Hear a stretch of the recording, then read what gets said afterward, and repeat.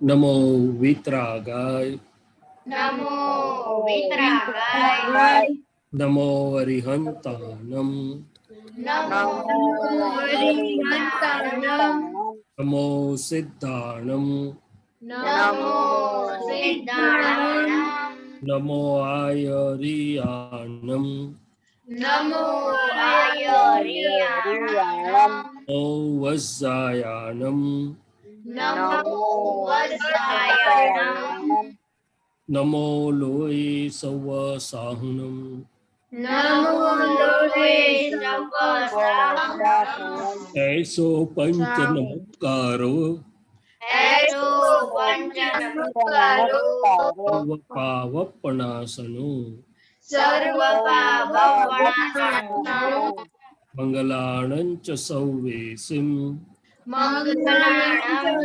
सर्वेषु पद्मं हवै मंगलम् पद्मं हवै मंगलम् ॐ नमो भगवते वासुदेवाय ॐ नमो भगवते वासुदेवाय ॐ नमः शिवाय ॐ नमः शिवाय जय सच्चिदानंद जय सच्चिदानंद जय सच्चिदानंद चलो चाલો આપણે ડેઈલી પ્રેયર બાળકો પાસે સાંભળી લઈએ. यस વિકાસથી ભાવ હે દાદા ભગવાન આપ મને એવી શક્તિ આપો કે હું મારી હેલ્થને ક્યારે પણ કોમ્પ્રોમાઇઝ નહીં કરું કે જેથી કરીને મારું શરીર રૂપી સાધન મને મારા ધ્યેયને એટલે કે ભણવામાં અને સત્સંગમાં કાયમ મદદરૂપ થાય. હું ભણવામાં બિલકુલ સિન્સિયર રહીશ. હું કુસંગતથી કાયમ દૂર રહીશ અને ગમે તે થાય મારો સત્સંગ ક્યારે પણ ચૂકાય નહીં એવી પરમ કૃપા કરજો. પ્રાપ્ત મન વચન કાયાનો યોગ તેમજ પોતાના આત્માનો ઉપયોગ જીવ માત્રના પરોપકાર એટલે કે સેવા કરવામાં જ વપરાય જે શ્રેષ્ઠ માનવ ધર્મ છે. હું હંમેશા પોતાની સાથે તેમજ બીજા બધાની સાથેના જીવન વ્યવહારમાં નિષ્ઠાવાન હંમેશા સિન્સિયર મોરલ અને પ્યોર રહીશ કે જેથી કરીને હું દાદા ભગવાનની જેમ જ બરાબર સર્વોત્તમ વ્યક્તિત્વનો માનવી બની શકું. જય સચ્ચિદાનંદ. જય સચ્ચિદાનંદ વેરી ગુડ. શૈલેષ તું આપણે હોમવર્ક ચેક કરે વિધિ દીદી શૈલેષાંજીને કહું શું હોમવર્ક હતું? હા, આજે હોમવર્ક એ હતું કે તમે વાણીનો ક્યાં વધારે ઉપયોગ કર્યો છે, કોઈની ભૂલ શોધવા માટે વાણીનો ઉપયોગ કર્યો છે, વાણીનો ઉપયોગ સારી વાતો કરવા માટે ક્યાં કર્યો અને વાણીનો ઉપયોગ ટીકા કરવા માટે ક્યાં કર્યો. તો આપણે છેલ્લો રિપોર્ટ આપીએ સારી વાત ક્યાં વાપરી અને ટીકા માટે આપણે ક્યાં કરીએ. ઓકે સમ્યક હા મને ખબર નથી એટલે પહેલા બીજા કોઈનો લો પછી હું કહું. ઓકે હેતવી કેવી રીતે બોલવાનું એ મેથડ નથી ખબર. Hetvi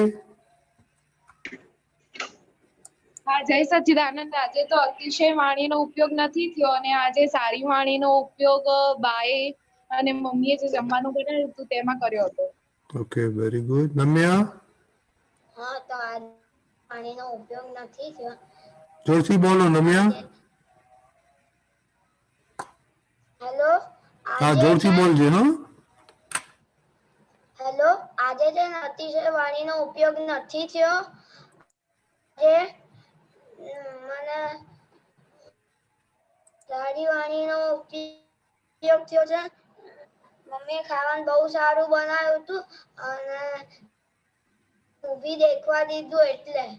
okay very good. હિતાક્ષીબા હા આજે મેં અમારા ઘરે મહેમાન આવ્યા હતા તો એમની સાથે મેં સારી વાણીનો ઉપયોગ કર્યો હતો અને આજે મેં સત્સંગમાં મારી સારી વાણીનો ઉપયોગ કર્યો હતો. ઓકે શ્રેયા આજે સચ્ચિદાનંદ આજે મેં સારી વાણીનો ઉપયોગ કર્યા છે. જમવામાં મમ્મી સાથે સારું એવું બનાવ્યું હતું એટલે કીધું કે બહુ સારું બનાવ્યું છે. Very good. તને જુનિયર માં મિસ કર્યા તને અપૂર્વા દીદી.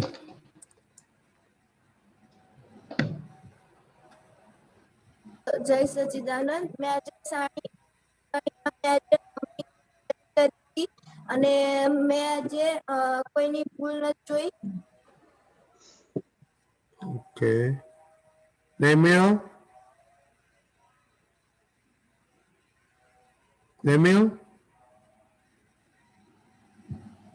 રદ્દિકા દાદા નેમિલ તારું નથી સંભળાતું.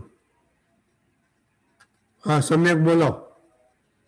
હા આજે મેં અતિશય વાણીનો ઉપયોગ નથી કર્યો અને આજે મારી નાની મમ્મી અને માસી જોડે મેં સારી વાણીનો ઉપયોગ કર્યો હતો.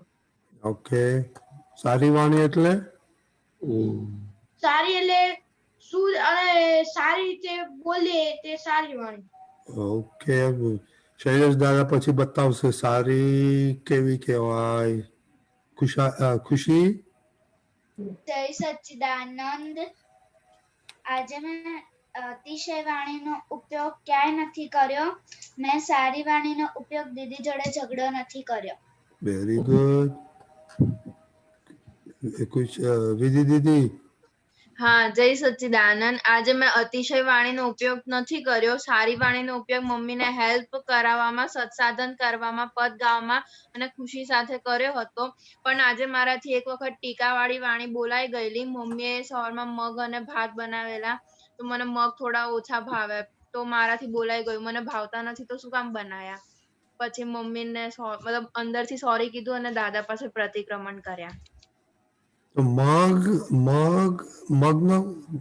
બહુ સારા ના એવું મને લાગે છે ને. ના મગ તો બહુ સારા. હે તો કેમ એવું? પણ ખાધું ધરાય ને બટ પહેલા ટીકા થઈ ગઈ મારાથી. ઓકે. નેમિલ તારું સંભળાય છે નેમિલ? જય સચ્ચિદાનંદ. હા જોરથી બોલજે ભાઈ સંભળાય છે. જય સચ્ચિદાનંદ. આજે મેં કોઈની પણ ભૂલો જોવા માટે વાણીનો યુઝ નહીં કર્યો અને સારી વાણીનો જ યુઝ કર્યો છે. ઓકે. સારી કેવી રીતે યુઝ કર્યું તો સારી વાણી? કે બાએ પૂછ્યું કે ખાવાનું કેવું બન્યું તો મેં કીધું કે ખાવાનું સારું બન્યું. Okay very good. કોઈ કે પહેલા ત્યારે કહી દેવાનું, આપણે કોઈ પૂછે પછી નહીં કહેવાનું. હા જય નામ. જય સચ્ચિદાનંદ. આજે મેં અતિશય વાણીનો ઉપયોગ ફ્રેન્ડ સાથે મસ્તી કરવામાં કર્યો હતો અને સારી વાણીનો ઉપયોગ મેં મમ્મી સાથે કર્યો હતો. ઓકે. મસ્તીમાં બરાબર વાણી નથી વાપર્યું એવું હતું? ઓકે. અનન્ય દીદી. જય સચ્ચિદાનંદ. આજે મેં અતિશય વાણીનો ઉપયોગ નથી કર્યો. આજે મેં સારી વાણીનો ઉપયોગ મામી જોડે, વત્સલ જોડે અને મમ્મી જોડે કર્યો હતો. ક્યાં વત્સલ જોડે નો ઝઘડા ઘણા દિવસથી મળ્યા એટલે? હા. વત્સલ આજે મેં અતિશય વાણી મમ્મીની તારીફ કરવામાં કરી. મમ્મીએ આજે કાજુ મસાલાનું શાક કર્યું હતું જે મને બહુ ભાવે છે, મારું ફેવરેટ શાક છે એટલે મેં મમ્મીની તારીફ કરી. અને આજે મેં સારી વાણી દીદી જોડે યુઝ કરી. અને આ હું બધા પપ્પા ઘરે હોય તો એમની તારીફ કોઈ કરતું નથી. પપ્પાનું કેમ એવું છે? હે પપ્પા જોડે બોલવાનું ન થાય બહુ. That's right. વાત સાચી છે તારી. દેવમ. જય સચ્ચિદાનંદ. આજે મેં કોઈના જોડે અતિશય વાણી યુઝ નથી કરી અને આજે મેં મમ્મીની તારીફ કરી હતી કે ખાવાનું બહુ મસ્ત બનાવ્યું છે. આજે પપ્પા ગુમ થઈ ગયા છે રવિવારે? ના. પપ્પા ઘરે નતા? હતા. તો કે વાત જ નથી પપ્પા સાથે? રદ્દિકા દાદા આજે મેં કીધું તો પપ્પાને કે મારી આ વસ્તુ લેતા આવજો તો પપ્પા લેતા આવ્યા. મેં કીધું તમે લેતા આવ્યા એટલે થેન્ક યુ કીધું. ઓકે. બધા પપ્પા ને મમ્મી ને પગે લાગો છો કે ભૂલી ગયા પાછા? સવારમાં લાગીએ છીએ. સવારે રાતે બંને લાગે. Very good. શું સમ્યક શું બોલતો હતો તું? પપ્પા બહુ કામ ના કરે એટલે નથી લાગતી. એ પપ્પા કામ નથી કરતા એટલે કેમ? હમણાં તો ટીચર છે એટલે આમ પપ્પાને બધું બહુ આમ મોટું કામ ના કરવાનું હોય ને એટલે. એટલે પપ્પાને સાથે સારી વાતો નહીં થાય એવું? હા. ઓકે શૈલેષ દાદા, હમણાં ચાલે છે આ વાણી ઉપર, એટલે તમે સાંભળ્યું રિપોર્ટ, એમના વિશે થોડું વધારે પ્રકાશ પાડો એમના માટે.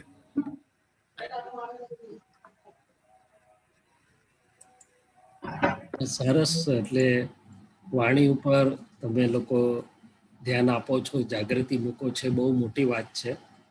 કારણ કે દાદા ભગવાને કહ્યું કે આ કાળમાં જેની વાણી સચવાઈ ગઈ એનું બધું જ સચવાઈ ગયું. હવે આગળ સારી વાણી એટલે શું? તમે બધાએ કીધું, સારી રીતે બોલ્યા, સાચી વાત છે, તારીફ કરી મમ્મીની, બરોબર છે. પણ સારી વાણી એટલે આપણે કોઈનું દિલ ઠરે, કોઈને મદદ થાય, કોઈને હેલ્પ થાય, કોઈનું દિલ ઠરે, એને સારી વાણી શું કે? અને બીજાનું હિત થાય એવું હોય, ટૂંકમાં કહેવાયું હોય, બીજાને પ્રિય લાગે એવું હોય. એમાં પ્રશંસા તો મમ્મીની તમે કરી તો સારી વાત છે, કારણ કે મમ્મીની પ્રશંસા કરીને મમ્મી સારું ખાવાનું બનાવે. પણ જે આપણો સ્વાર્થ ના હોય, દાદાએ કહ્યું ને, કવિરાજે એક પદમાં લખ્યું છે, પ્રશંસા ઘાટ વિનાની સૌને રાજી રાખે છે, નિમિત્તનું સાચવી સન્માન ગુણીજન મેળ રાખે છે. આપણો કોઈ સ્વાર્થ ના હોય અને કોઈની સાચી પ્રશંસા કરીએ, સારું જોઈને, ખાલી એને મસ્કો મારવા નહીં, આપણું અમૂલ બટર લગાડવા નહીં, હકે હાર્ટીલી વાત છે. શું છે? દિલ ઠરે. શું થાય? દિલ ઠરે કે ભાઈ તમારું આ, અને જેની પ્રશંસા ગુણ જોઈને કરીએ ને, એ ગુણ આપણામાં આવે.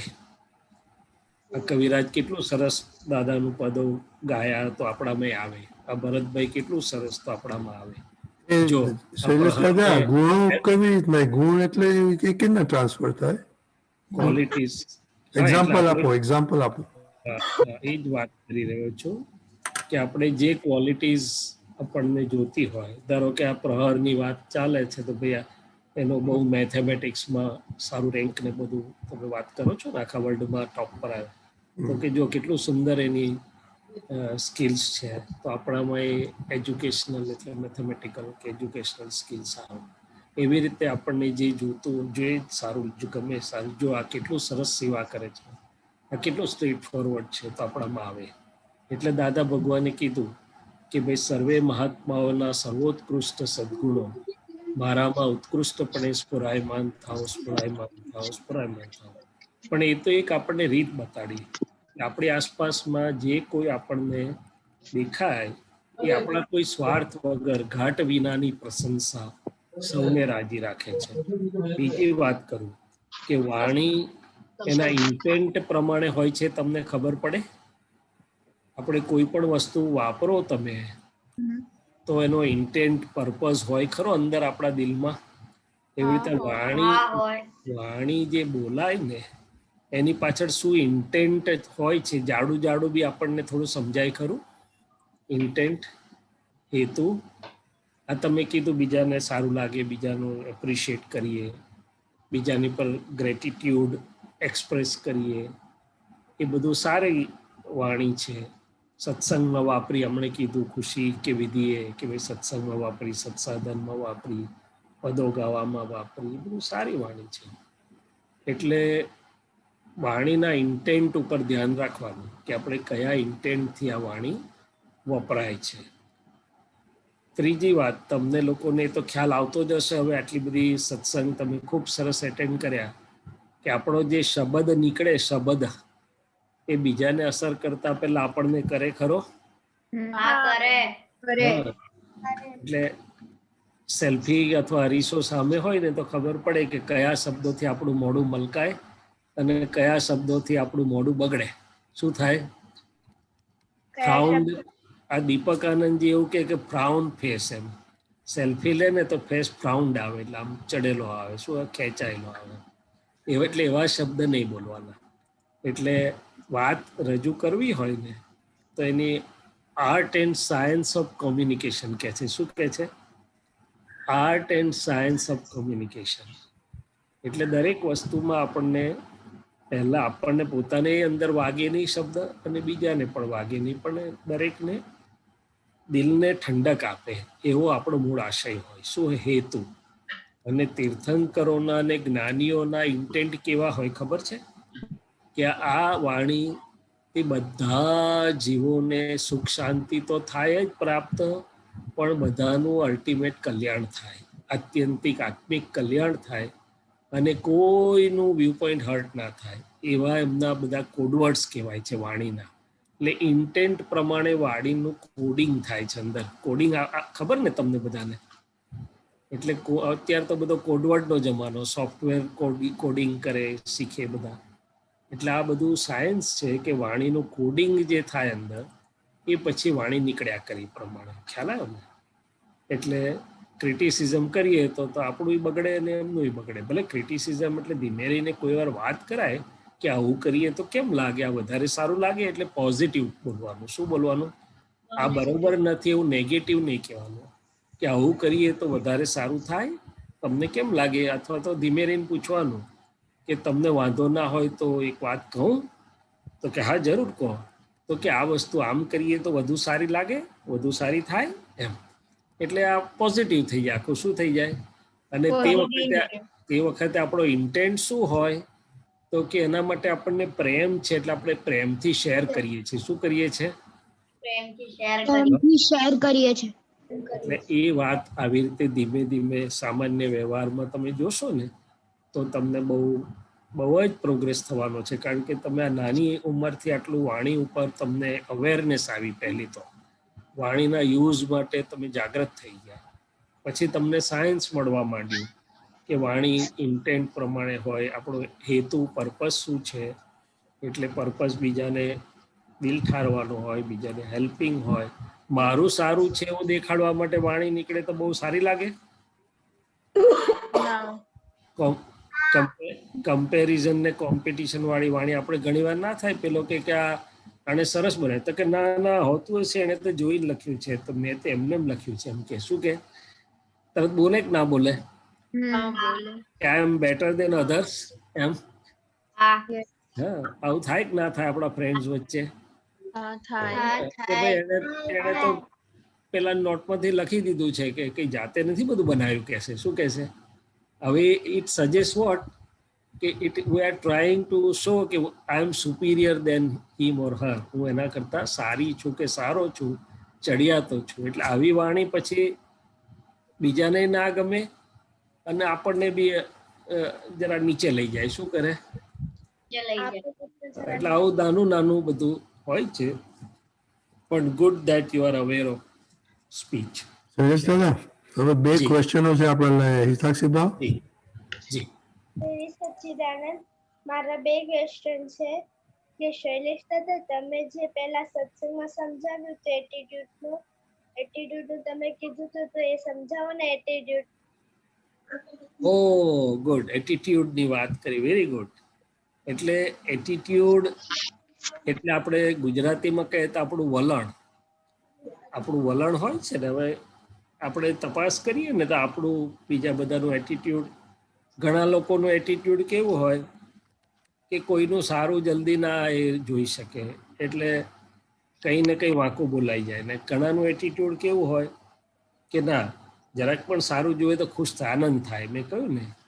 બીજું કે એટીટ્યુડ આપણું દરેકની જોડે એડજસ્ટમેન્ટનું હોય, દરેકની જોડે પોઝિટિવ જોવાનું હોય, દરેકની જોડેના ગુણો જોવાનું હોય. તો આપણું એટીટ્યુડ એટલે આપણું હાર્ટનું વલણ. આપણું હાર્ટ કેવું છે, indirectly it speaks of our heart. એટલે દરેક કામ જે હોય આપણા જીવનના દરેક ફેઝિસ, સવારથી સાંજ સુધી, અત્યારે તમે ઘરમાં છો, પછી સ્કૂલમાં હો, કોલેજમાં હો, બીજે હો, રિલેશન્સમાં હો, ગમે ત્યાં જાઓ.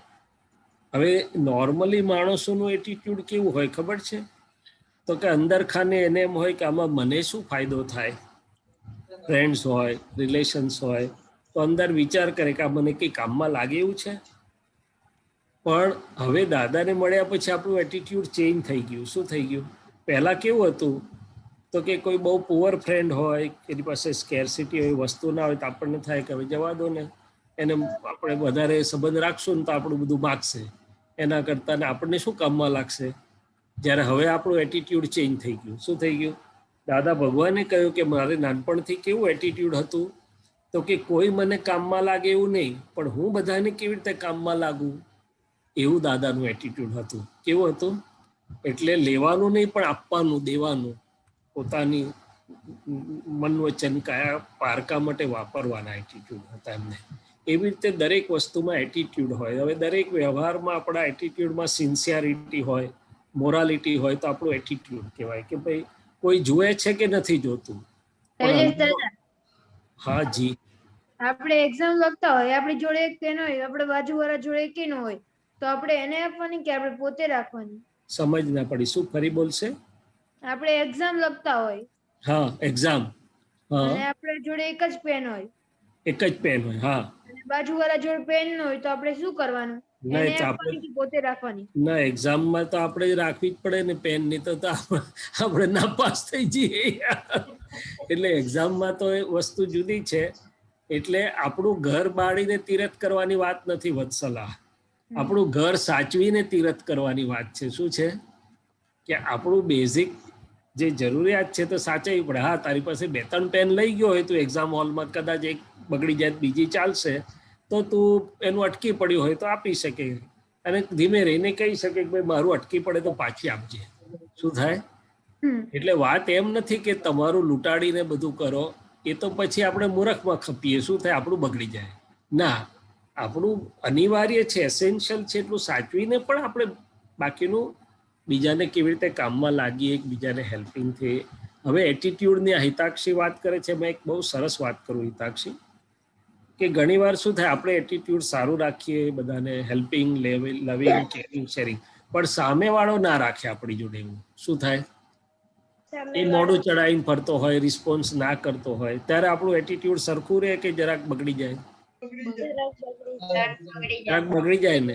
છેલ્લે એમ તો થાય જવા દે ને, હવે તું તારે ઘેર, હું મારે ઘેરે, આપણે કહીએ ને બહુ ભાવ આપવો નથી, એ નથી આપતો તો પછી એને નથી પડી તો કેટલું ભાવ આપવાનો, એવું થાય કે ના થાય?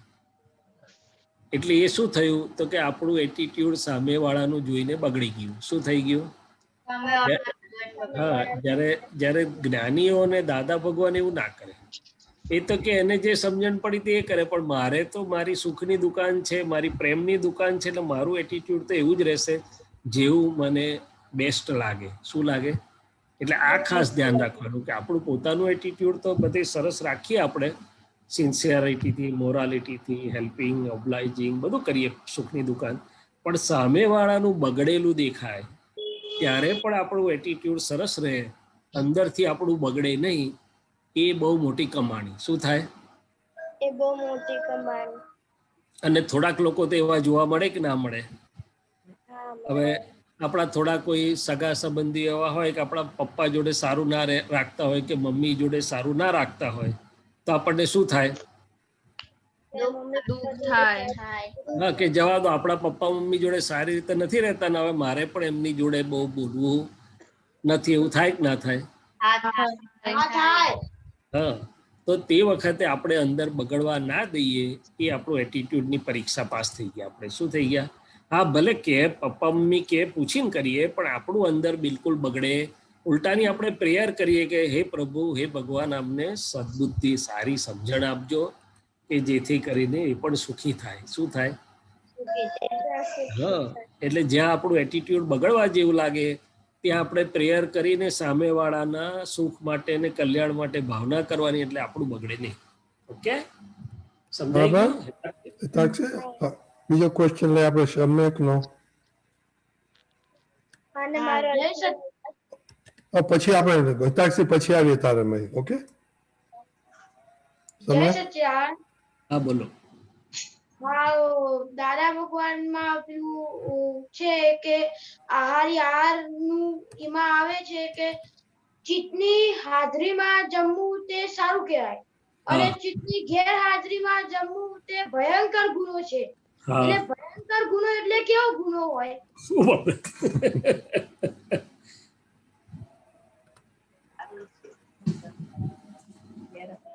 જો આપણે જેનો ગુનો કરીએ ને એની શિક્ષા આવે. આપણે પોલીસ વાળાને હમણાં કર્ફ્યુ હોય અને કર્ફ્યુ ભંગનો ગુનો કરીએ તો પોલીસ વાળા શું કરે આપણને? પકડી લે.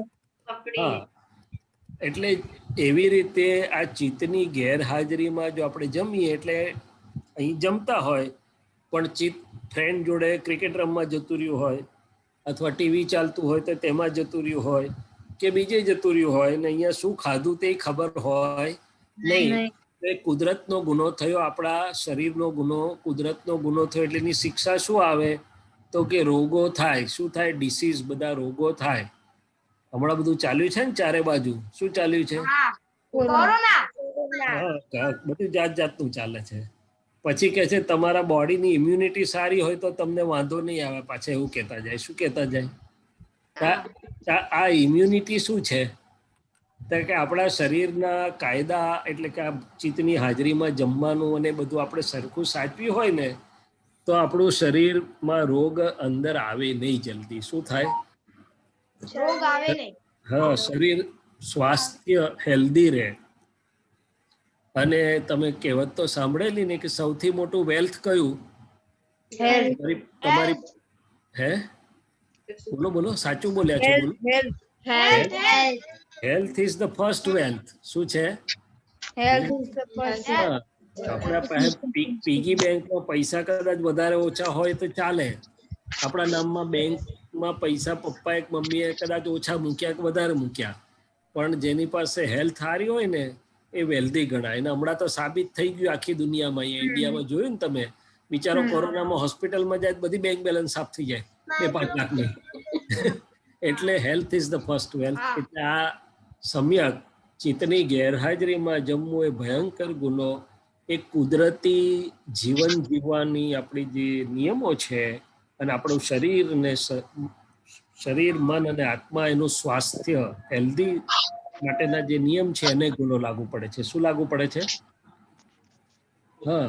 પછી આપણું વજન જરૂર કરતા વધારે થઈ જાય, તે પણ એક જાતની શિક્ષા જ કહેવાય. શું થાય? જરૂર કરતા વધારે જાડિયા થઈ જાય લોકો કે છે, અને એકદમ પાતળા જરૂર કરતા ઓછા અંડરવેટ હોય તે ગુનો કહેવાય. એટલે આ બધું આવી રીતે છે. કારણ કે પછી ખાધું શું અને એનું લોહી થાય નહીં, શરીરને લાભ ના થાય, અને ઉલટાનું કચરો વધી જાય. સમ્યક. જય સચિદાનંદ. પછી શૈલેષ દાદા, પછી મગ ના ભાવે તો પછી એને તિરસ્કાર થઈ જાય તો પછી પ્રોબ્લેમ થઈ જાય ને? હા, એટલે મગ નથી ભાવતા. એક કોમ્પ્યુટરમાં બગ આવેલો છે. શું થયેલું છે? કોમ્પ્યુટરમાં બગ આવે દીપક આનંદજી, પછી બગ ફિક્સર આવે છે બધા. શું થાય છે? હા, એટલે વાયરસ કે બગ આવે ને એને ક્લીન કરવું પડે. એટલે આ બિલીફ, આપણી જે માન્યતા છે ને, એ બિલીફનું બગ આવેલું છે. બાકી મગ ખાય તેને આવે પગ, એવું કે છે વૈદો. એટલે કે છે મગ તો એટલું બધું પ્રોટીન વાળું, નરિશમેન્ટ વાળું, ન્યુટ્રિશિયસ વસ્તુ છે કે મગમાં તો બહુ ગુણો છે. અને મગની તો બહુ કિંમત કરે છે આયુર્વેદ, કે મગથી તો બધા રોગ ભાગી જાય અથવા તો બહુ શક્તિ આવે. પણ આપણને ખબર નથી. એટલે આપણી બિલીફ, જે પેલી રોંગ બિલીફ બેઠેલી છે, તે આપણને કહે છે કે મગ ભાવતા નથી. એટલે આપણે શું કરવાનું વિધિબેન, કે આવું મગનું શોધી કાઢવાનું કે એનું સાયન્સ શું છે, અને અંદર કહેવાનું કે ઓહો, મગમાં તો આટલા બધા ગુણો છે, તો પછી હું તો ખોટું જ નુકસાન કરું છું ને, કે ચાલો હવે આપણે બદલી નાખો. એટલે એકદમ બદલાઈ જશે. મગની ફેવરિટ ફૂડ થઈ જશે. શું થઈ જશે? અમારે ત્યાં તો રોજ સવારે બાફેલા મગ બને. મને તો રોજ સવારે નાસ્તામાં મળે છે. મારું પણ. હા, એટલે મારી મમ્મી રોજે મગ આપે ને ફણગાયેલા, એટલે પછી આમ અવકાઈ ગયા. એટલે હવે ઓછા ભાવે. પણ તમે કીધું એ પ્રમાણે કરીશ. એ નહીં, વાંધો નહીં, પણ એ બિલીફ નો કઈ બેઝમેન્ટ તો હશે ને. કઈથી આવી એ બિલીફ કે ફણગાયેલા મગ નથી ફાવતા? એ બિલીફ ક્યાંથી આવી? અંદર મનમાંથી જ આવી. પણ એ કઈ કશેકથી તો આવી ને. તો એની પછી સામે એના ગુણો બતાડીએ એટલે એની બિલીફ ચેન્જ થઈ જાય. ઓકે? હા. ઓકે.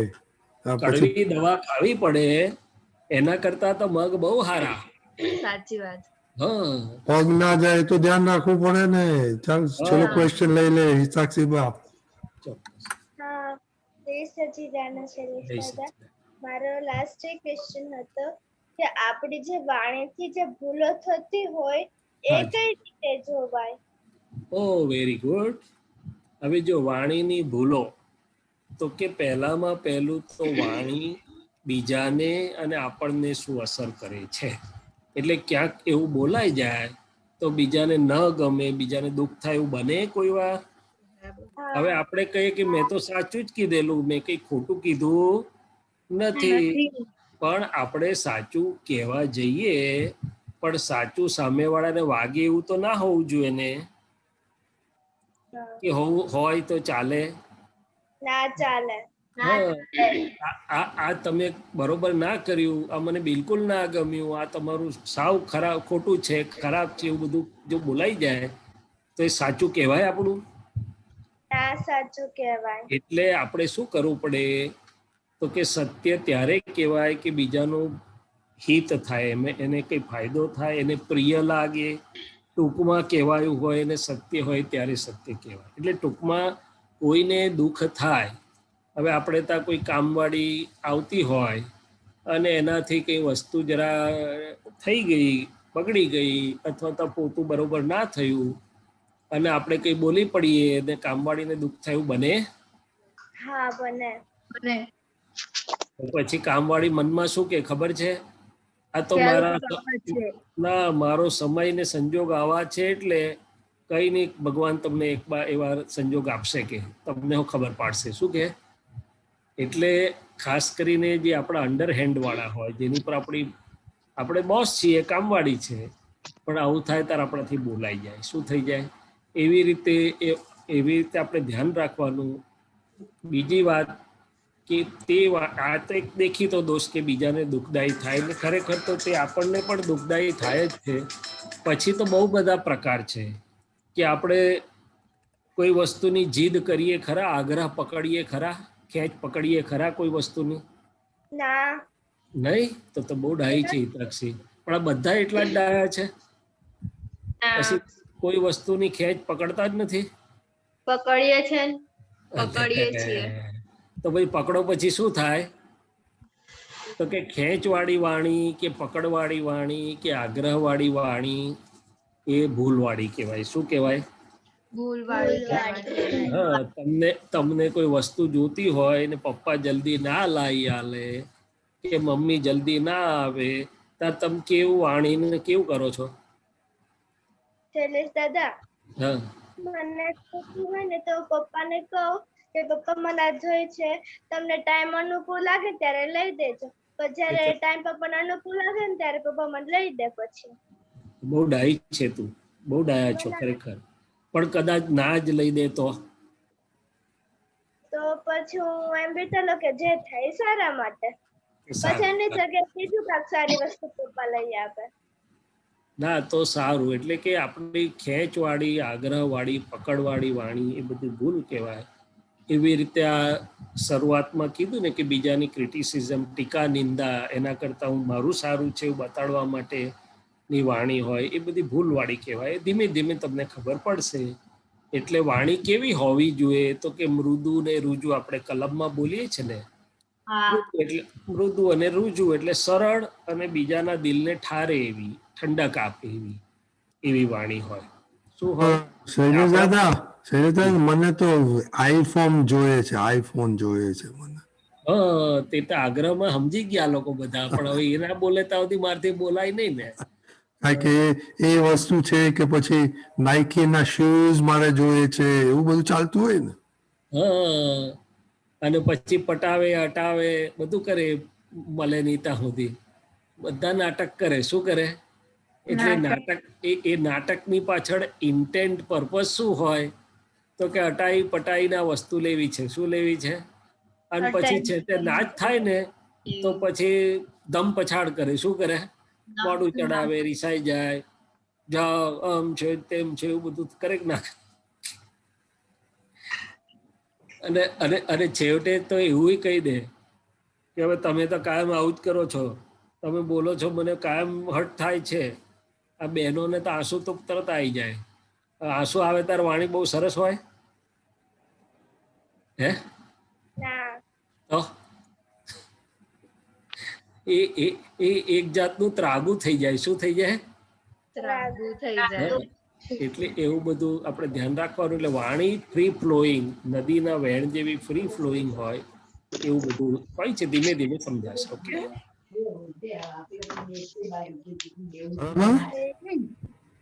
બરાબર. ઓકે, ચાલો હવે આપણે શ્રેષ્ઠ મોટામાંનો ક્વેશ્ચન લઈએ. ચોક્કસ. આ બધા મોટા જ છે રજનીભાઈ સાહેબ, આ મોટા જ આ બધા. હવે મોટા મોટાના લઈએ. આ મોટા મોટા મોટા તો છે જ, આપણને બહુ શીખવાડે છે. હા, તે ખુશી ચોક્કસ. ખુશી શું જોઈએ છે? ખુશી હા દીદી તો નસીબ ઉપર છોડી દે. કોના ઉપર? નસીબ આવું જ છે એમ. ભાઈ મેં એ ક્યાંય પૂછ્યું પણ નથી મળવાનો હમણાં એમ. હા મારું નસીબ આવું જ છે. વિધિ, નસીબ એટલે શું પાછું? અને તું શું કરું છું ત્યારે દીદી નસીબ પર છોડી દે તો તું શું કરું? પપ્પાને બટર લગાવું કે હે બોલ ને. પપ્પાને બટર લગાવું કે પપ્પા મારે આ જોઈએ છે. હા, અમૂલ બટર.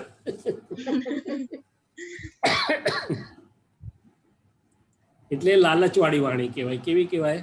લાલચવાળી. એવી લાલચવાળી નહીં, લાલચની નહીં કરવાની. શું કરવાનું? છોડી દેવાનું. હા, શૈલેષદાદા, તો શું કરવાનું આપણે? ના, એ તો એકવાર પ્રેમથી કહીને છોડી દેવાનું. અથવા તો મોટામાં મોટી વાત તો એવી છે કે જેટલું આપણે સંયમ રાખીએ ને, આ તો દાદા ભગવાને એકવાર કીધું કે તમે તમારું જ બેલેન્સ વાપરો છો. શું કરો છો? એટલે આપણે મનને સમજાવવાનું પહેલા તો કે ભાઈ અત્યારે શું જરૂર છે આની. પપ્પા કહેતો એ કહેવાનું, ના પપ્પા ચાલશે. પછી જ્યારે આવી મળે, સહજ મિલાશો દૂધ બરાબર, માગ લિયાશો રક્ત બરાબર, સહજ મિલાશો દૂધ બરાબર, માગ લિયાશો પાણી, ખીંચ લિયાશો રક્ત બરોબર. સહેજા સહેજ મળે. અને તેમાંય જો દાદા ભગવાનના જીવનમાંથી શીખવું હોય તો દાદા ભગવાનને તો સહેજા સહેજ બધા આપી જતા હતા, તોય પણ એ વાપરતા હતા 4 જ જોડી કપડાં, બીજું કશું જ નહીં. કેમ? તો કે દાદા કે વસ્તુ તો બધા આપી જાય, પણ મારું મન બગડે તે કોણ રિપેર કરે? એકવાર મન લાલચું થઈ જાય તો એનું રિપેરિંગ કોણ કરે? અને બીજું કોઈ વસ્તુ વગર આપણને ન ચાલે, દુઃખ થાય, આપણે ડિસ્ટર્બ થઈ જઈએ તો એ વસ્તુની ગુલામ થઈ ગયા કે નહીં આપણે? વસ્તુ આપણી ગુલામ હોવી જોઈએ કે આપણે વસ્તુના ગુલામ હોવા જોઈએ? વસ્તુ આપણી ગુલામ હોવી જોઈએ. હા, તો અત્યારે તો ઊંધું છે, આપણે આઈફોનના ગુલામ છીએ. શું છે? લે, જેનામાં પાવર નહીં આપણો બોસ થઈ ગયો અને આપણે પાવર વાળા એના ગુલામ થઈ ગયા. શું થઈ ગયા? એટલે think about the things, right?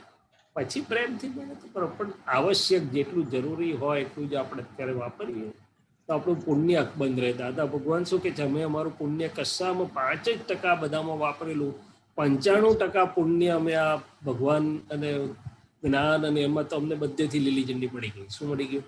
અને આપણે તો 95% ઉપરથી ઓવરડ્રાફ્ટ લઈએ પાછા આ બધા માટે. શું કરીએ? સાચી વાત છે. હા, એ પાછો જૂનો થઈ જાય, નવું મોડેલ આવે એટલે પાછું નવું પુણ્યનો ઓવરડ્રાફ્ટ વાપરવું પડે. શું કરવું પડે? હા, એટલે જરાક વિચારવાનું આપણે. ઓકે, બરાબર. હા, હા. તો કાલનું હોમવર્ક સેમ, અને કાલે સમ્યક પ્રાર્થના માટે. ઓકે, જય સચ્ચિદાનંદ. જય સચ્ચિદાનંદ. ઓકે, કશ્યપભાઈ. બધાને જય સચ્ચિદાનંદ. જય સચ્ચિદાનંદ. શૈલેષાનંદજી જય સચ્ચિદાનંદ. દીપકાનંદજી જય સચ્ચિદાનંદ. પદ છે બંધન બંધન રાગે દ્વેષે CD 12-06. અમારી લાઈન છે ક્રંદન ક્રંદન ચંચલ ક્ષેત્રે ઉદ્ગલ બંદે આશ્રવ મિશ્રે. આ થોડું લાઈન ના અર્થ સમજાવો, વિશેષ કર આશ્રવ મિશ્રે. સ્ક્રીન ઉપર મૂકે છે દીપકાનંદ સાહેબ કે? એક મિનિટ. હા, કંઈક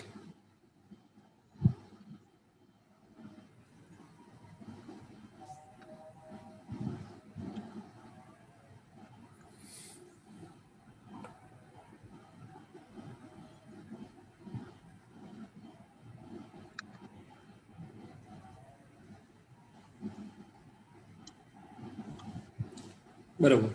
એટલે આ ક્રંદન ક્રંદન ચંચળ ક્ષેત્રે પુદગલ બંદે આશ્રવ મિશ્રે બહુ સમજવા જેવું છે કે જેવી અંદર ચંચળતા ઊભી થાય છે, ચંચળતા એટલે બધું હાલવા ડોલવા લાગે, ઇમોશનલ થાય, તે વખતે દાદા ભગવાને એકવાર કીધું કે ચંચળતા એ વિષયોની નિશાની છે, અને વિષય એકલા મનુષ્ય મિશ્ર ચેતનની વાત નથી, જે ચિત્તને ડગાવે તે બધા વિષય કહ્યું. શું કહ્યું? એટલે અંદર આ રિલેટિવ પૂતગલમાં ચંચળતા ઊભી થઈ અને એમાં ભળ્યા તો ત્યાં આશ્રવ એટલે નવું ચાર્જિંગ થાય છે એમ કે છે. શું કે છે? આશ્રવ એ ચાર્જિંગને માટે વપરાયેલો શબ્દ છે. આશ્રવ મિશ્રે, મિશ્ર એટલે કે મિશ્ર ચેતન, એટલે કે પોતે શુદ્ધાત્મા શુદ્ધ ચેતનની હાજરીમાં વિભાવિક થયેલો તે પેલા પૂતગલ જોડે ભળે છે. હું મહિલા ભાવ કે ભાવ્ય ભળે તો ચિત્રામણ નવું થાય છે.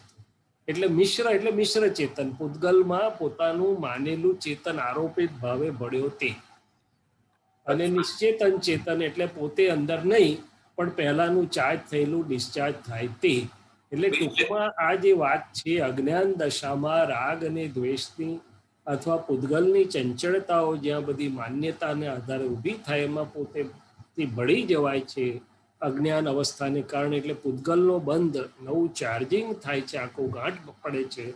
અને મિશ્ર ચેતન એટલે ત્યાં આગળ આખો મિશ્ર એટલે પૂતગલ અને વિભાવિક થયેલી શક્તિ આત્માની એ ભેગું થઈને આખું મિશ્ર ચેતનનું બંધારણ થાય છે. આ વિજ્ઞાન છે.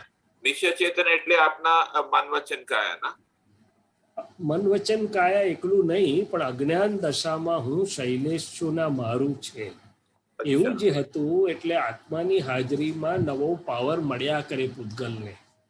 એ જે હું અને મારું સાથેનું હોય અજ્ઞાન દશા વાળું ત્યાં મિશ્ર ચેતન કહેવાય છે. અને હું ને મારું છૂટું પડી ગયું છે પછી જે મન વાણી કયા રહ્યા છે એને નિશ્ચેતન ચેતન કહેવાય છે. શું કહેવાય છે? નિશ્ચેતન ચેતન. એટલે જ્ઞાન મળ્યા પછી જે મહાત્માઓ શુદ્ધાત્મા છું એ પ્રતીતિ લક્ષ્ય અને એમાં રહે છે એમના મન વાણી કાયા નિશ્ચેતન ચેતન સ્વરૂપ રહ્યા. એટલે કે પહેલાનું ચાર્જ થયેલું છે ચેતન, પણ હવે નવું આશ્રવ એટલે નવો ચાર્જનો અંદર રસ પડતો નથી. એટલે એમાંથી મિશ્ર જે હતું હું ને મારું એ ખેંચાઈ ગયું, પોતાના સ્વભાવમાં આવી ગયું, બાકી રહ્યું તે નિશ્ચેતન ચેતન. તો ચંચળતાના કારણે આ બંધ પડે છે. ચંચળ ક્ષેત્ર એટલે કે આ રિલેટિવ ક્ષેત્ર જે બધું આખું ચંચળ છે એમાં પોતે ભળી જવાથી, અજ્ઞાનવશ ભળી જવાથી થાય છે. જી સમજી, ધન્યવાદ. જય સચ્ચિદાનંદ. જય સચ્ચિદાનંદ. રજનીજી ટાઈમ હોય તો મને ફરીથી બોલાવો. Okay fine, thank you. ધન્યવાદ. ધન્યવાદ. ખરે ભાઈ,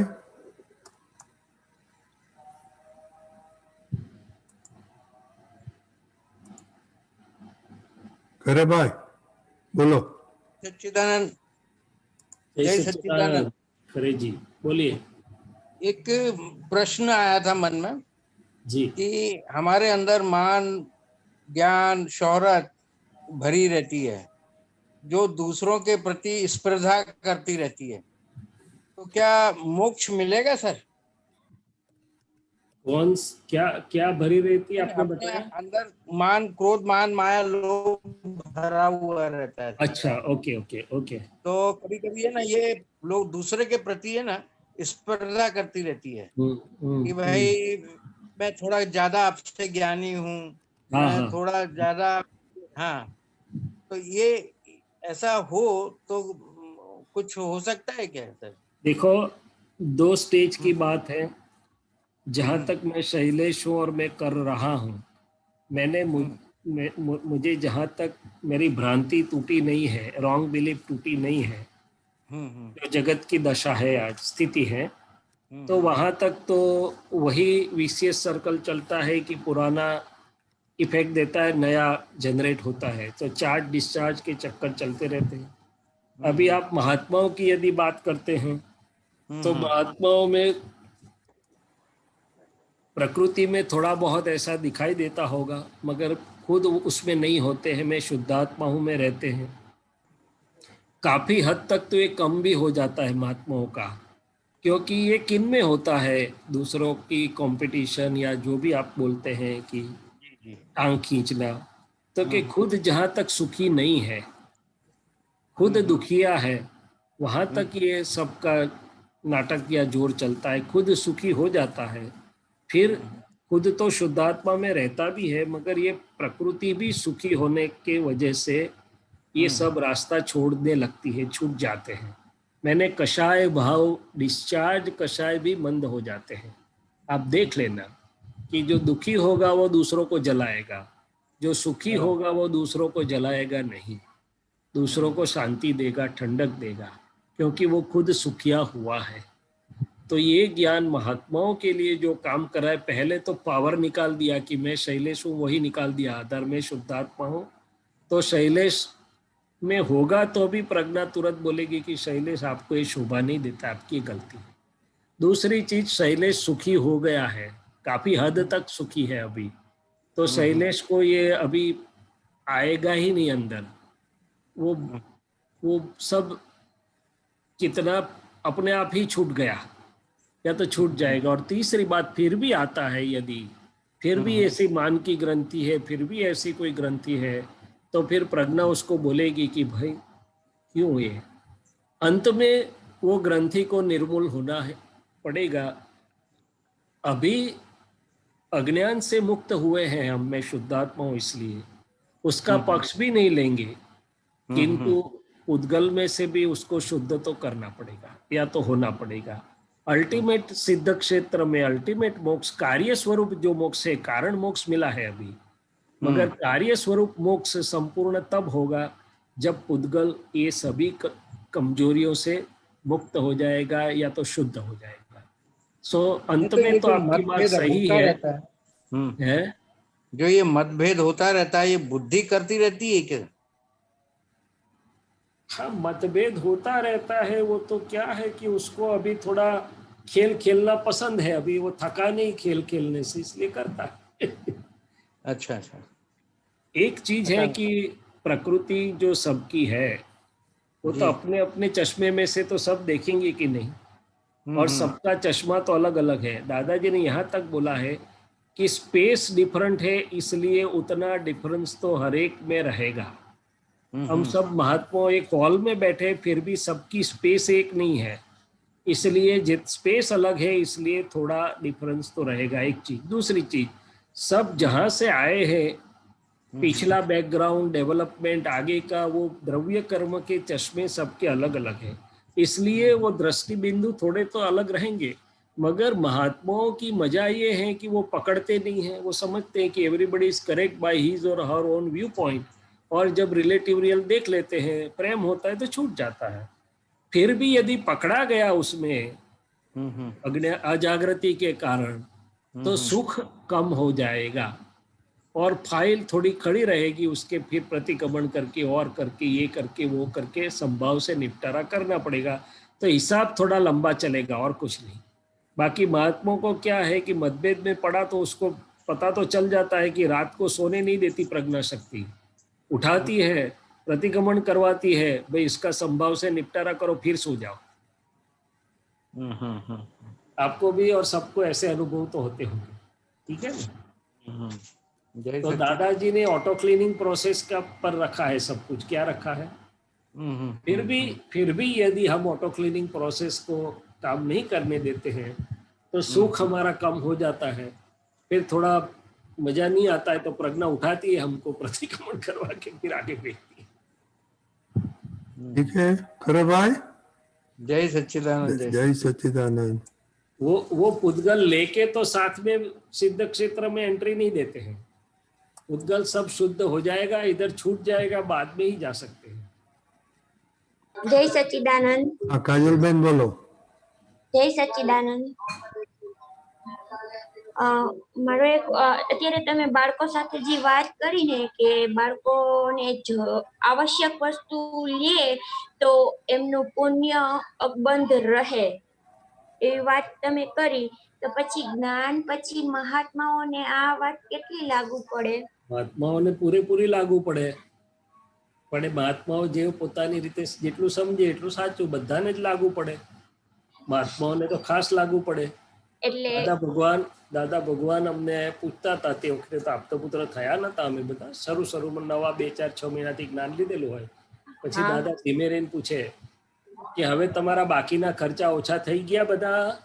બહાર જમવા જતા હતા, હોટલમાં જતા હતા, સિનેમા જોવા જતા હતા, બીજા કપડાઓ, એ બધા કે હા દાદા એકદમ ઓછા થઈ ગયા. કે છે શું થઈ ગયા?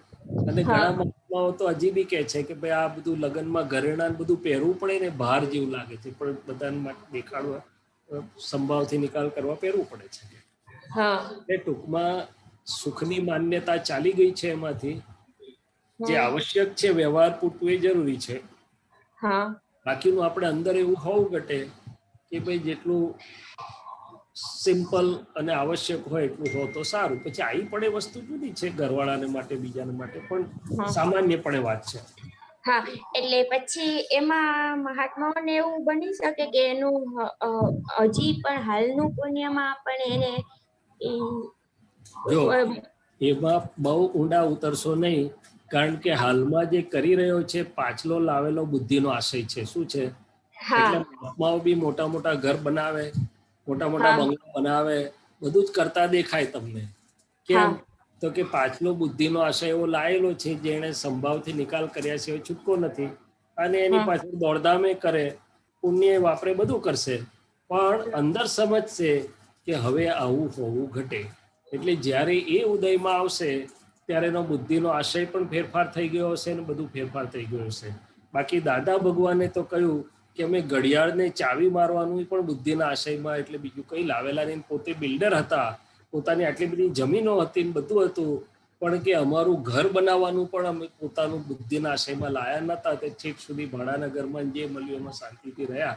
એટલે કે અમે સંસારમાં પુણ્ય જ 5% વાપરેલું, ખાલી 4 જોડી કપડા અને જે કંઈ સાદું સીધું, બીજું કંઈ અમે હોવા છતાં પુણ્ય એમાં વાપર્યું નતું. અમારો બુદ્ધિનો આશય આખો જ આત્મપક્ષી અને ભગવતને કલ્યાણ પક્ષી હતો.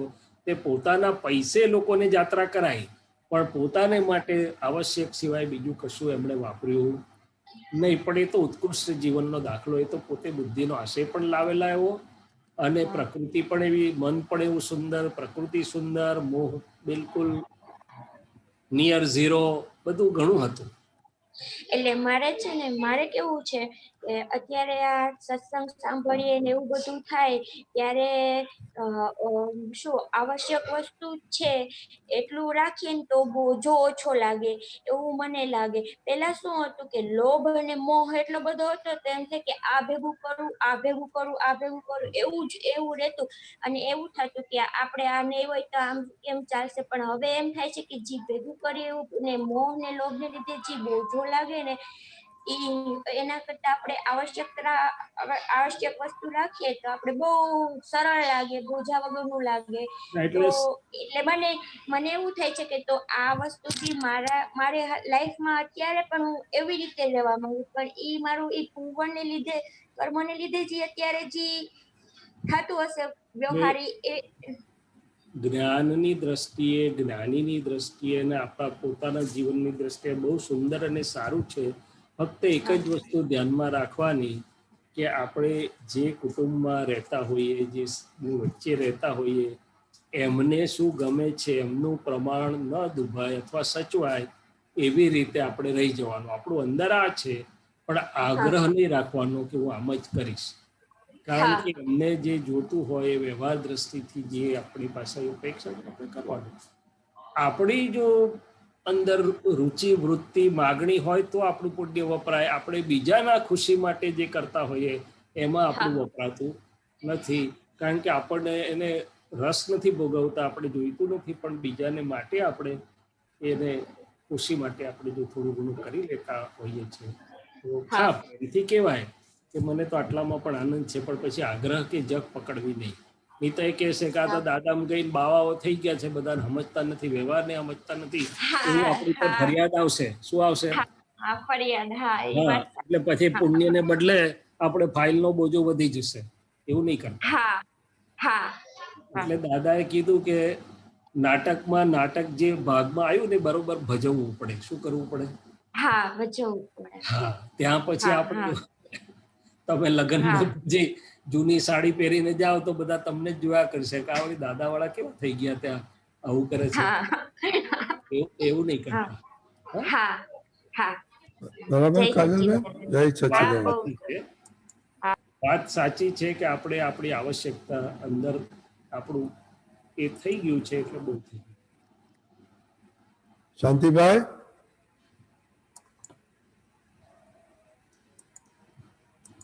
જય સચ્ચિદાનંદ શૈલેષાનંદજી. જય સચ્ચિદાનંદ. શાંતિ કાકા, શાંતિ લાયા. હવે આપતા સૂત્ર છે મોટા ગ્રંથનું, 3598. જ્યાં વાંચું? મોટો ગ્રંથ એટલે કયો? 1980 વાળો બતાડો મને. આપતા સૂત્ર. આપતા સૂત્ર સાહેબ. એ બતાડો એમ કે છે, આ સ્ક્રીનની સામે બતાડો એમને એટલે ખબર પડે. તમારું મોઢું દેખાય છે એવું ધરો કેમેરા સામે. આપતા સૂત્ર ધરો એમ કે છે. ચોપડી બતાવો. આપતા સૂત્રની ચોપડી બતાડો અમને. એ તો સાહેબ ચોપડી તો ઉપર પડી છે. ઓકે ઓકે બધે લખ્યા. તો વાંચું સૂત્ર. બોલો બોલો બોલો, ચાલો બોલો બોલો. જ્યાં ભાવ નિંદ્રા આવે ત્યાં જ પ્રતિક્રમણ કરવું, અને જેની આગળ ભાવ નિંદ્રા આવે તેના જ આત્મા પાસે બ્રહ્મચર્ય પાળવાની શક્તિ માગવી, એટલે હિસાબ ચોખ્ખા થાય. જી. હવે ભાવ નિદ્રા શબ્દ છે ને એ જ્ઞાનીઓનો શબ્દ છે. એટલે કે પોતાના આત્માનું હિત અહિત ભૂલાઈ જાય. કશાય ભાવ જેને કહેવામાં આવે છે, અને વિષય ભાવ એવું ઉત્પન્ન થાય પણ પોતે ભાન ભૂલી જાય. શું થાય? એને ભાવ નિદ્રા કહેવાય છે. શું કહેવાય છે? બરાબર. કશાય અને વિષય, ક્રોધમાન માયા લોભ અથવા વિષય ઉભા થાય અંદર, પણ તે વખતે એને આમ બધું ખબર હોય કે આ બરોબર નથી ને આ મારું હિત નથી, પણ તે વખતે ભૂલી જાય. એટલે કે ભાવ નિદ્રા આવી ગઈ. શું થઈ ગયું? ભાવ નિદ્રા. બરાબર. હવે ત્યાં આગળ પ્રતિક્રમણ કરવું એમ કે છે. એટલે ખ્યાલ આવે કે આ તો હું ચૂકી ગયો, આ તો ભૂલી જવાયું, આ તો અજાગૃતિમાં બેભાનપણામાં બીજે રસ્તે જતો રહ્યો, એટલે તરત ભાવ પ્રતિક્રમણ કરવું. અને જેની નિમિત્તે ભાવ નિદ્રા આવી, એટલે કે છે ને દેખત ભૂલી ટળે. કોઈક રૂપાળું રીંગણું જોયું કે કોઈક રૂપાળા રીંગણાના તરબૂચાના વ્યવહારમાં આયા અને ત્યાં જરા ભૂલો પડી જાય. શું થઈ જાય? હવે વખતે બહાર ના થાય પણ મનથી થાય, ચિત્તથી થાય, અંદર જરા અંતસ્કરણ જરા ઝડપાઈ જાય, જે થાય તે. તો તે દુકાનના શુદ્ધાત્માને વંદન કરીને શક્તિ માગવી કે હે શુદ્ધાત્મા ભગવાન, તમને જોવાને બદલે આ રૂપાળું તડબૂચું અંદર લોહી બધું ભરેલું છે જોવાયું, માટે અમે માફી માંગીએ છીએ ત્યાં ચોટ્યો માટે. બરાબર. એટલે એ વાત કરે છે ત્યાં. બરાબર. સરસ. એટલે આ વાત છે. જય સચ્ચિદાનંદ. એમના જ શુદ્ધાત્મા પાસે શક્તિ માંગવાની પ્રતિક્રમણ કરીને, એટલે આપણે છૂટી જવાય. બરાબર. બરાબર. જય સચ્ચિદાનંદ. જય સચ્ચિદાનંદ. કશ્યપભાઈ, તમારો છેલ્લો ક્વેશ્ચન.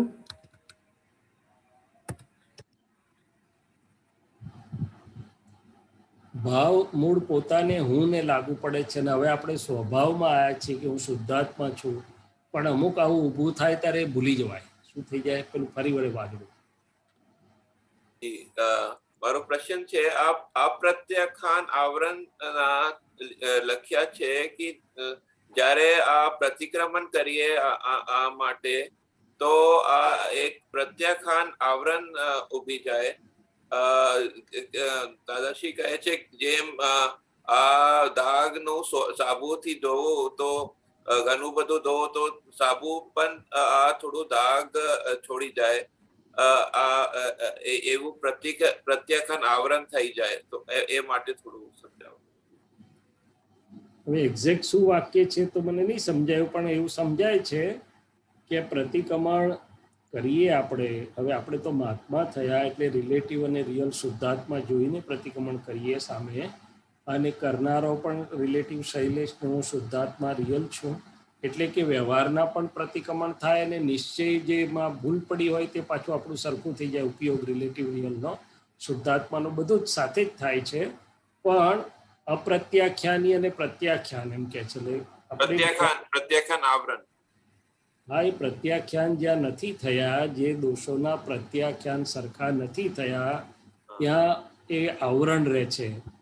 અપ્રત્યાખ્યાની દોષો એટલે જેના પ્રત્યાખ્યાન સરખા નથી થયા, એટલે કે ફિટ બરોબર થયું નથી કે આ આવી રીતે આમ ન હોવું ઘટે એમ. વિષયના પ્રતિક્રમણ આપણે કરીએ પણ પાછું ઊભું થાય, કરીએ પછી પાછું ઊભું થાય, કારણ કે એના પ્રત્યાખ્યાન એટલે કે એક્ઝેક્ટનેસમાં આપણું અંદર ફરી નથી ગયું. એના પ્રત્યાખ્યાન ફરી ન થાય એવી રીતે આપણું થયું નથી, એવી દ્રષ્ટિ આખી ફરી નથી ગઈ. એટલે એવી રીતે જે વસ્તુ કોઈ વ્યક્તિ સાથે હોય તો આપણે પ્રતિક્રમણ કર્યું, પ્રત્યાખ્યાન પણ કર્યું કે ભાઈ આની સાથે મારે સંભાવથી નિકાલ કરવો કે ફરી ઊભું ના થાય, પણ જ્યાં સુધી એ બિલીફ આખી ચેન્જ નથી થઈ ગઈ, અપ્રત્યાખ્યાની દોષ એટલે કે એટલું આવરણ ત્યાં બાકી રહી જાય છે. એટલે સાદી ભાષામાં જે ભૂલો વારે વારે થાય છે એ પ્રત્યાખ્યાન પૂરું ન થવાથી અને એની આનુષંગિક જે બિલીફને કારણે ભૂલ પડે છે, જે પહેલાની બિલીફની બિલીફ આખી આજના જ્ઞાનથી ફરી જઈને ચોખ્ખી ના થઈ જાય ત્યાં સુધી એ પ્રત્યાખ્યાન પૂરું થાય નહીં, અથવા તો એટલું આવરણ. મારો પ્રશ્ન એ છે કે જ્યારે આપણે પ્રત્યાખ્યાન આપણે કરો તો આ દાગ આના પણ દાગ છોડી જવાય. એ દાદામાં એવું કેવું છે કે આ પ્રત્યાખ્યાન પણ દાગ છોડી જવાય થોડું બહુ. એ છે ને જગત માટેની વાત છે કે જગત જેની પાસે દ્રષ્ટિ નથી એ જે સાધનથી કરતો તો એ જરાક બાકી રહી જાય, પણ જે મહાત્માઓ આપણી પાસે દ્રષ્ટિ પ્રાપ્ત છે તો આપણી આ દ્રષ્ટિ પ્રાપ્ત થયેલા સરખી રીતે થાય તો દાદા ભગવાનની નજીક પહોંચી જવાય એવું છે. હવે કયા દાગની વાત કરશો તમે? એ દાગ છે તે અણસમજણનો છે, અજાગૃતિનો છે.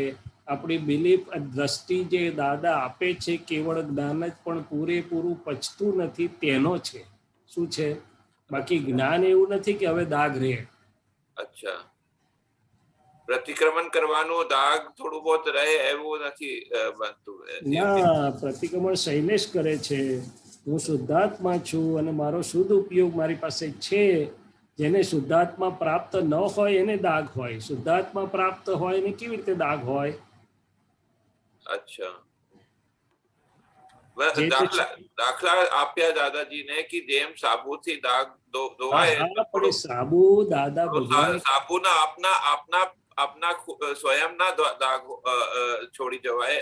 કેમિકલ હોય ને સાબુમાં તો. હા, પણ એ ક્યારે લાગુ પડે છે કે જેનું ચિત્ત શુદ્ધ થયું નથી, એને શુદ્ધ જ્ઞાન દર્શન પ્રાપ્ત નથી, એ જે સાધનથી કરે છે સાધન એની અસર છોડી જાય છે. જ્યારે હવે આપણને શુદ્ધ પ્રાપ્ત થયેલું છે, શુદ્ધાત્મા, શુદ્ધ જ્ઞાન, શુદ્ધ દર્શન પ્રાપ્ત છે, એ પોતે શુદ્ધ ચિત્ત વાળા, જે સંપૂર્ણ શુદ્ધ ચિત્ત વાળા પાસેથી આપણને શુદ્ધ ચિત્ત પ્રાપ્ત થયું છે. શુદ્ધ ચિત્તની હાજરીમાં એટલે કે શુદ્ધાત્માની હાજરીમાં અને એ ઉપયોગ સાથે જે કંઈ થઈ રહ્યું છે, શૈલેષ કરે છે ને હું જ્ઞાતા દ્રષ્ટા છું, એને દાગ ના હોય. હા, બાકી રે ક્યાં સુધી કે દાદા આપે છે કેવળ જ્ઞાન પણ પૂરેપૂરું પચતું નથી. એટલે હું પૂરેપૂરું એ મારી અજ્ઞાન માન્યતાઓને ચોખ્ખી નથી કરતો એટલું બાકી રહે. કૃષ્ણભાઈ, જય સચ્ચિદાનંદ. ઓકે, હવે શૈલેષાનંદજી, દીપકાનંદજી, આપણો એક્સપિરિયન્સ ટાઈમ થઈ ગયો, એક્સપિરિયન્સ નથી તો હવે હાથમાં આવ્યા છે આપતા પુત્રો. તો હવે તમે અત્યારના આપણે ચાલે છે પહેલી 2 આજ્ઞા જોવાનું ને એનું એક્સપિરિયન્સ તમારે કંઈ ખ્યાલમાં આવતું હોય શૈલેષાનંદજી? please share.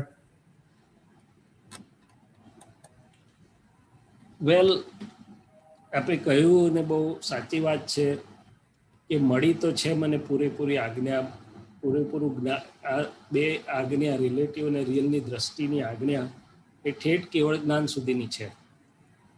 ઠેઠ કેવળ જ્ઞાન, આખું તત્વ કેવળ. પણ હું જોઉં તો મારા આખા દિવસના વ્યવહારમાં મને રહેતું નથી.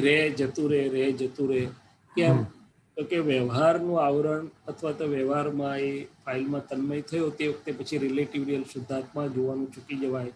ધારો કે આજે જોઈએ અમે તો ભાઈ કોઈ મારા ભાઈના મકાન પર કોન્ટ્રાક્ટર આવે તેવા, તો પાછળ ફરીને મારે જોવું પડે કે બધા મેં શુદ્ધાત્મા રિલેટિવ રિયલ જોયા કે પછી મકાન બનતું તો એમાં જતા રહ્યા. તો એટલે આ ચિત્ત વ્યવહારની ફાઇલમાં જ્યાં પકડાય અથવા તો આ ફાઇલ છે એમાં હું શુદ્ધાત્મા છું ન રહે, ત્યાં રિલેટિવ રિયલ જોવાનું ચૂકાઈ જાય. અને ખાસ અનુભવ વારે વારે કર્યો છે કે જો ગોઠવણી ન કરેલી હોય તો જતું જ રહે. શું થાય? એવી રીતે આ દરેક વસ્તુમાં અત્યારે સત્સંગ ચાલતો હોય તો પણ એ પૂછનારા તો કે રિલેટિવ ડોક્ટર કશ્યપભાઈ રિયલ શુદ્ધાત્મા જોવાયું કે ભૂલી ગયા? કે કોઈ વાર ભૂલી ગયા, કોઈ વાર જોવાયું. એટલે આ આજ્ઞા રિલેટિવ અને રિયલની ખૂબ ક્રક્ષ છે, પણ નિરંતર ગોઠવણી અને ઉપયોગ માગે છે એવું મારું પોતાનું અનુભવ છે. નહીં તો વારે ઘડી ચૂકી જવાય છે. સવારની પોરમાં ઉઠીને ઘરમાં બધાને એકવાર જોઈ લેવાય રિલેટિવ રિયલ શુદ્ધાત્મા, પણ પછી આખો દિવસ દરમિયાન જે વ્યવહાર ચાલતો હોય એમાં રિલેટિવ રિયલ શુદ્ધાત્મા સ્વરૂપે રહે નહીં. અને આ અભ્યાસ જો સરખો વધતો જાય તો પછી ઘરની કે નજીકની કે વ્યવહારમાં આવતી ફાઇલો એ એના સંબંધોના પડછાયા તરીકે ના રહે, પણ શુદ્ધાત્મા તરીકે વધારે અનુભવમાં આવે. આ વાઇફ છે એવું ના રહે, વાઇફ તો બરોબર વ્યવહારથી, પણ રિયલથી શુદ્ધાત્માનો અનુભવ વધારે થાય. એવી રીતે દરેક વ્યવહારમાં, એટલે કે આ રિલેટિવ અને રિયલની આજ્ઞા. બીજો અનુભવ કર્યો કે જ્યાં રિલેટિવ અને રિયલ સરખું જોઈ લઈએ છે ઉપયોગ મૂકીને, ત્યાં પછી રિલેટિવ એટલે કે પૂતગલની અસરો બધી તરત જ શમી જાય છે. એ પછી લાંબુ એના માટે કંઈ પૂછવું નથી પડતું, વિચારવું નથી પડતું. અતિક્રમણ કશું જ જાજુ હોય નહીં, પણ અતિક્રમણ થવાનું કારણ જ રિલેટિવ રિયલ શુદ્ધાત્મા જોવાનું રહી જાય. એટલે પછી પૂતગલની પરિણામની શૃંખલા ચાલુ થાય, એટલે એને અતિક્રમણમાં ગયો ટૂંકમાં. એટલે દાદાએ કહ્યું કે ઉપયોગ ચૂક્યા જાણ્યું ત્યાંથી તુરત શરૂ કરે પ્રતિક્રમણ. પહેલો તો ઉપયોગ જ ચૂકાઈ જાય રિલેટિવ રિયલ શુદ્ધાત્મા જોવાનું. અને એ જેમ જેમ થોડોક બી વધારતા જાઉં, હું જ્યારે ગોઠવણી કરું છું તો સરખું રહે, પાછું ચૂકી જવાય એટલે પાછું ગોઠવણી કરવી પડે, શક્તિ માગવી પડે. એવી રીતે આ થયા. બહુ સરસ. મેઇનલી એટલે મારો એક્સપિરિયન્સ કે ગોઠવણી થાય છે ને નથી થતી, થાય છે ને થાય, એટલે એમાં એ જાગૃતિનો જે વધારે અભ્યાસ કરવાનો. જાગૃતિ અને નિષ્ઠા સાહેબ, આપણી પોતાની જ નિષ્ઠા, આપણી સિન્સિયરિટી કે ના મારે આ ગોઠવીને જ રહેવું છે, મારે આ રીતે જ. હવે મોટાભાગે શું થાય, આપણું જીવન શાંતિથી જતું હોય, કંઈ ખાસ બીજો વાંધો આવતો ના હોય તો કે હવે ચાલવા દો. એટલે પેલા અમેરિકામાં કેવું છે કે ક્રૂઝ પર ગાડી ચાલતી હોય એટલે પેલો ઝોકો ખાઈ જાય કે હવે ગાડી તો ક્રૂઝ પર ચાલે છે. અમારે ઇન્ડિયામાં જુદી જાતના એક્સિડન્ટ થાય, તમારા અમેરિકામાં જુદી જાતના થાય. એવું આપણું જીવન સરળતાથી પસાર થઈ રહ્યું છે. તમે એમાં ક્યાં પછી રિલેટિવ રિયલ શુદ્ધાત્મા જોવાનું બધું જરૂરી છે? એમ પછી અંદર વળંગી જાય, થોડુંક શું થઈ જાય. પણ ત્યાં જ આપણે એને પાછું ના, રિલેટિવ રિયલ શુદ્ધાત્મા જોવામાં પરમાનંદ છે, ઊંચો આનંદ છે, આત્માનંદનો અનુભવ છે, તો પાછું રિલેટિવ રિયલ શુદ્ધાત્મા જુએ છે. એટલે ગોઠવણી. વેરી ગુડ, નો ગુડ, વેરી ગુડ પોઈન્ટ. ચાલો શાંતિભાઈને કઈ ક્વેશ્ચન આવ્યો છે. હા પ્લીઝ બોલો શાંતિ કાકા. હવે સાહેબ આપણે જે ઉપયોગની વાત કરી જી, કે વ્યવહારમાં જોવાય તો પૂતગલ ઓટોમેટિક છૂટું પડી જાય, અને ચૂકાય તો ઉપયોગ ચૂક્યા આપણે તો એનું પ્રતિક્રમણ કરવું. ઉપયોગ સાહેબ એક સેકન્ડે રહેતો નથી, પછી ચૂકવાની ક્યાં વાત રહી સાહેબ?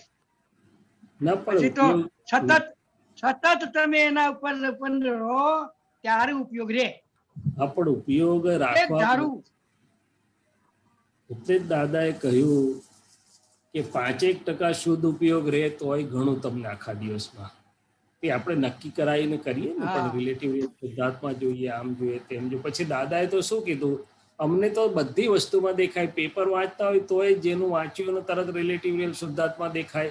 પેલા ચીન દેખાય તો ચીનમાં રિલેટિવ રિયલ શુદ્ધાત્મા દેખાય. બાઇડેન દેખાય તો બાઇડેનમાં રિલેટિવ. એટલે કે અમારી દ્રષ્ટિમાં નિરક્ષીર રિલેટિવ રિયલ શુદ્ધાત્મા સિવાય અમારે કશું આગળ જાય જ નહીં એમ. આ કહેલું દાદાએ અમને કે અમને દરેક વસ્તુમાં કોઈની જોડે વ્યવહાર ચાલતો હોય તોય રિલેટિવ રિયલ શુદ્ધાત્મા તરીકે અમારું રહે જ કરે એમ. પણ એ આપણે અભ્યાસ કર્યા કરવો પડે. ગોઠવણી અભ્યાસ, ગોઠવણી અભ્યાસ, ગોઠવણી અભ્યાસ, એ જ મુખ્ય વસ્તુ છે. સત્સંગ તો ઘણો સાંભળ્યો, ઘણી વાતો સાંભળી, ઘણી વાતો પૂછી, પણ મારો જો ઉપયોગ ના રહે, મારા રહે તો મારે ક્યાંક કશું કાચું પડી જાય છે. શું પડી જાય છે? અને એ પ્રયોગ થયા સિવાય નહીં સાહેબ, આપણને કોઈને આગળ અનુભવમાં આપણે આગળ કેમ ના વધીએ. એટલે નથી થઈ રહ્યું એવું નથી, પણ ઘણું ગોઠવણી માગે છે એમ કે છે. પાછું ચૂકી જવાય, પછી આરામથી ચાલે છે, ક્રુઝમાં ગાડી મૂકી છે તો સુઈ જાઓ. બરાબર શાંતિભાઈ, બરાબર શાંતિભાઈ. પહેલા કરતો અત્યારે એટલો ફેર એટલો પડ્યો સાહેબ જી કે એના પ્રત્યે જે દ્વેષ કે આ તો આવા છે જ, એ બધું હવે નીકળી ગયું. ના ના સાહેબ, એ તો સમાજ છે એવું જે સ્પષ્ટ નથી રહેતું. હા, પણ હવે એટલે જ કહીએ છીએ કે અત્યાર સુધી અતિક્રમણની પાછળ પડ્યા આપણે, અતિક્રમણ ચોખ્ખા કરવામાં.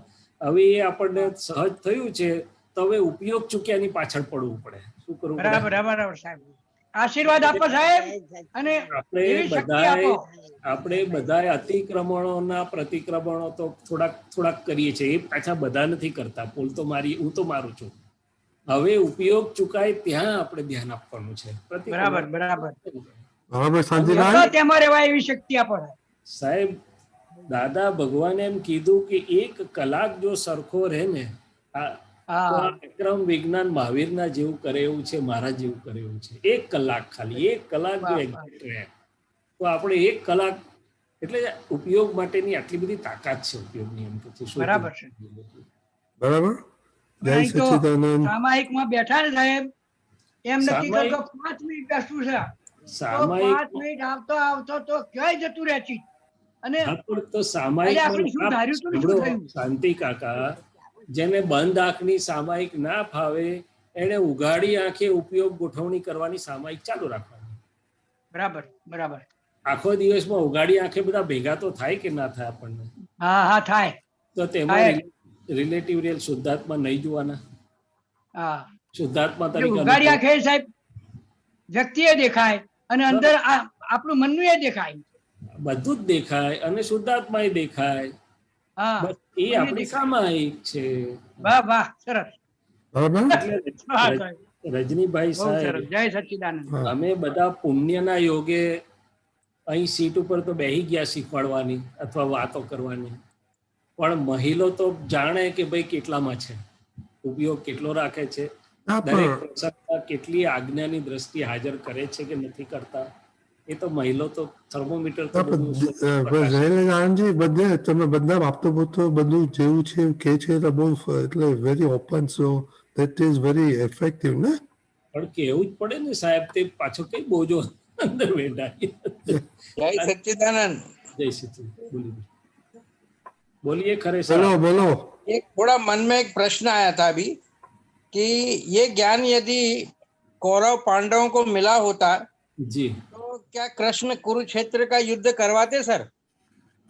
अरे भाई, पहली बात तो ये जो और तो वाला साइंस तो है नहीं, और वो तो जो न कृष्ण के हाथ में था, न कौरव के हाथ में था, न पांडव के हाथ में था. ये विज्ञान से आप देखो तो किसके हाथ में था वो बताओ पहले मेरे को.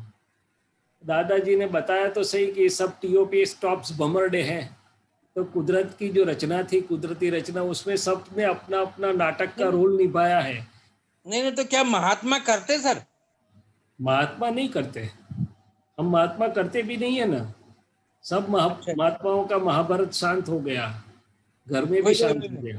नहीं हिसाब समझ करके युद्ध करते ये लोग. नहीं नहीं, वो मेरी बात तो समझो आप पहले कि महात्माओं की स्थिति अलग है अभी की, मगर उस समय और जो संजोग बने तो उसमें कुदरती रचना में ये सब आया। क्या आया? जानबूझ के किसी ने नहीं किया, और इसीलिए 3 पांडव मोक्ष में गए। यदि जानबूझ के किया होता, कर्ता भाव से किया होता, तो मोक्ष में नहीं जाते। और कृष्ण भी अकर्ता भाव में थे, वो तो वासुदेव का रोल था। कृष्ण खुद जो ज्ञान स्वरूप थे वो तो अकर्ता थे, वो तो वासुदेव को देखने वाले थे। क्या थे? नहीं, मगर अर्जुन तो करने को तैयार ही नहीं था सर उसको। अरे भाई, आप जो परसत्ता है, जो कुदरती सत्ता है, उसमें आप हाथ डालने की बात कर रहे हैं, और जो स्वसत्ता है उसको आप जानते नहीं, या तो उसकी बात करना नहीं चाहते।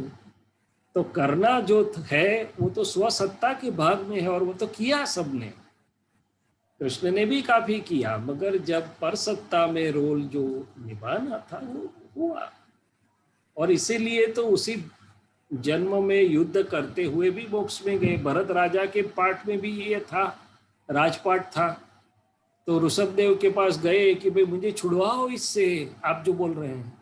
तो ऋषभदेव ने बोला कि आपका निमित्त है, आप यदि छोड़ के चले जाएं तो ये सब डिस्टर्ब हो जाएगा पूरा व्यवस्था, इसलिए आप उसमें रहो, और मैं ऐसा ज्ञान देता हूं कि उसमें रहते हुए भी आप निर्लेप होकर चले जाएंगे। और वही अवतार में वो राजा होके लड़े थे चक्रवर्ती राजा के भाग में, तो क्या नहीं आता है, उसी अवतार में मोक्ष में चले गए।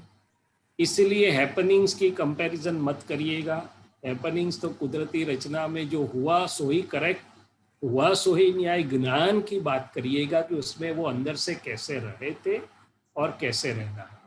हाँ, महात्माओं की चीज अलग है कि हमारे पास जो स्थिति है वो अलग है, और हम तो छोड़ दे के भी निकल जाते हैं आगे, पर उस समय वो स्थिति नहीं थी। क्या थी? बराबर खरे भाई। जय सच्चिदानंद। ओके, अपना હવે ટાઈમ થઈ ગયો છે આપણો? ચોક્કસ. અચ્છા, તો આપણે ઓકે ખરે ભાઈ, એક મિનિટ. સેલ્સન તમે શ્રીમંત બોલો ખરે ભાઈ, ફોલો કરના પ્લીઝ. હા, એ કરીએ એની પહેલા રજનીભાઈ સાહેબ એક છેલ્લું એકાદ વાક્ય મગજમાં આવે છે. હા બોલો. આટલું અદ્ભુત વિજ્ઞાન, અને અમે આપતા પુત્રો તો દાદાની પાસે ઘણું બેઠા, ઘણું જોયા, નજીકથી જોયા દાદાને, અને હજી એ પિક્ચર ચિત્તમાં છે. તો દાદા ભગવાન એક સેકન્ડ પણ ઉપયોગ ચૂકતા ન હતા, અમે જોયું છે. ગમે તેવી પરિસ્થિતિમાં એ નિરંતર શુદ્ધાત્મા ક્યારે બી ચૂક્યા નહીં હોય, અને ઉઘાડો આત્મા જ અનુભવાય. એ બધું અમે જોયું, જાણ્યું, અનુભવ્યું, છતાંય અમે હજી પ્રમાદી છીએ અથવા કાચા પડીએ છીએ. આટલું અદ્ભુત વિજ્ઞાન છે, કૃપાથી સમજાય બી ખૂબ છે, પણ વાપરવાનું આવે ઉપયોગની ગોઠવણી તારે થોડાક કાચા પડી જઈએ છીએ. ઉઘાડી આલોચના સાથે, પ્રતિક્રમણ સાથે શક્તિ માગીએ છીએ કે આવા જબરજસ્ત વિજ્ઞાની સાથે જેને અનુભવવા મળ્યું, જેની આટલી કૃપા મળી, તો અમે બી જો એ સરખું થોડુંક 10% બી વાપરીએ તોય દાદા દુનિયામાં અનુભવ થાય લોકોને કે હા આ તો મહાત્માઓને થાય છે, નથી તો તેવું નહીં, પણ બહાર જગતને જ્યારે અનુભવમાં આવે તો દાદા ભગવાન કેવા હશે જો આ લોકો આવા છે. જય સચ્ચિદાનંદ. સાચી વાત, સાચી વાત. નમો વિતરાગાય, નમો વિતરાગાય, નમો વરિહંતાણમ, નમો અરિહંતાણમ, નમો સિદ્ધાણમ, નમો સિદ્ધાણમ, નમો આયરિયાણમ, નમો આયરિયાણમ, નમો વજ્જાયાણમ, નમો વજ્જાયાણમ, નમો લોય સવ સાહુણમ, નમો લોય સૌ સાહુણમ, એસો પંચ નમુક્કારો, ऐसो पंच नमुक्कारो, સૌ પાવપનાસનો, સૌ પાવપણાસનો, મંગલાણં ચ સૌવેસિમ, મંગલાણમ ચ સૌવેસિમ, પડમં હવૈ મંગલમ, પડવમ હવૈ મંગલમ. ઓમ નમો ભગવતે વાસુદેવાય, ઓમ નમો ભગવતે વાસુદેવાય, ઓમ નમઃ શિવાય, ઓમ નમઃ નમઃ શિવાય. જય સચ્ચિદાનંદ. જય સચ્ચિદાનંદ.